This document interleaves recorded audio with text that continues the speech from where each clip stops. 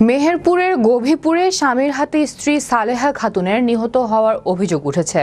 শুক্রবার ভোরে গ্রামের স্কুল পাড়ায় তাদের নিজ বাড়িতে এই ঘটনা ঘটে। ধারণা করা হচ্ছে নিজেদের মধ্যে কলহের জেরে স্ত্রীকে মারধর করে স্বামী। পরিবার ও স্থানীয় সূত্রে জানা যায় তাদের দুজনের মধ্যে কথা কাটাকাটির জেরে এলোপাতাড়ি আঘাত করে নিহতের স্বামী। পরে আহত অবস্থায় মেহেরপুর জেনারেল হাসপাতালে নিয়ে গেলে কর্তব্যরত চিকিৎসক তাকে মৃত ঘোষণা করেন। এ বিষয়ে মেহেরপুর সদর থানার পরিদর্শক তদন্ত মিজানুর রহমান বলেন, পুলিশ তার স্বামীকে আটক করেছেন। এ ঘটনায় তদন্ত সাপেক্ষে আইনানুগ পদক্ষেপ গ্রহণ করা হবে। না, আমার আব্বা পাগল। 20 বছর ধরে আমার আব্বা পাগল হয়ে রাস্তায় রাস্তায় বেড়াইছি। আমার আব্বা, আমার মা একলা থাকে, আমার আব্বা একলা থাকে বলি ঘর ভেঙেছে। আমার ভাই ঘর তুলবি, গরু বাছুর আছে, মুরগি আছে, তোমার আব্বা একলা থাকবি। স্বামী স্ত্রীর একটা দরদ জিনিস, আলাদা জিনিস, পাগলই হোক আর ভালোই হোক।